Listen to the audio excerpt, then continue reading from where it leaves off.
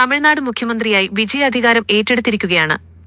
സ്വന്തമായൊരു പാർട്ടി രൂപീകരിച്ച് കേവല ഭൂരിപക്ഷത്തോടെ അധികാരത്തിലേറിയ അദ്ദേഹത്തിനെ അഭിനന്ദിച്ച് പ്രമുഖരെല്ലാം എത്തിയിരുന്നു. മാതാപിതാക്കളടക്കം നിരവധി പേരായിരുന്നു ചടങ്ങിൽ പങ്കെടുത്തത്. അമ്മയ്ക്കൊപ്പമായി തൃഷയും എത്തിയിരുന്നു. വിജയുടെ അമ്മയുടെ അടുത്തേക്കായിരുന്നു ആദ്യം തൃഷ പോയത്.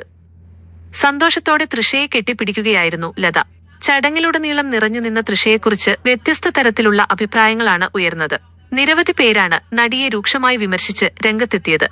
അതീവ സന്തോഷത്തോടെയായിരുന്നു തൃഷ എല്ലാവരോടും ഇടപഴകിയത്. വിജയുടെ ഭാര്യയുടെയും മക്കളുടെയും അസാന്നിധ്യവും ചർച്ചയായിരുന്നു. വിജയ് അണ്ണൻ തമിഴ്നാട്ടു ദ്രാവിഡ ബെൽറ്റടിച്ചു സുക്കുനൂറാക്കി മുഖ്യമന്ത്രി കസേരയിൽ വന്നിരുന്ന സിനിമ ഞാൻ നല്ലോണം ആസ്വദിക്കുന്നുണ്ട്. ബട്ട് അവന്റെ 2 കുട്ടികളെ ഈ ലോകത്തേക്ക് കൊണ്ടുവന്ന ഒരു സ്ത്രീയും ആ രക്തത്തിൽ ജനിച്ചു പ്രായപൂർത്തിയായ 2 കുട്ടികളുമില്ലാത്ത വേദിയിൽ ചിന്ന വീട് കയറി വന്ന് നടത്തുന്ന ഈ ഷോ കാണുമ്പോൾ my heart bleeds for some Geetha.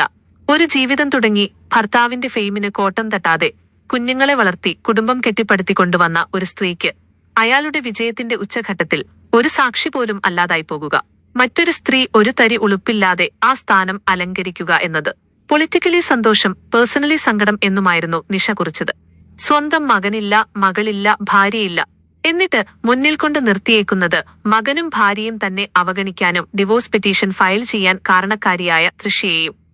എത്രയൊക്കെ റിയൽ ലൈഫ് മാസ് ഉണ്ടാക്കിയെന്ന് നമ്മൾ പറഞ്ഞാലും ഇതൊരു നാണം കെട്ട പരിപാടി തന്നെയാണ്. തമിഴന്മാർക്ക് ഇതൊരു വിഷയമേ അല്ലെന്നുള്ളത് അത്ഭുതപ്പെടുത്തുന്നുവെന്നായിരുന്നു വേറൊരാൾ കുറിച്ചത്.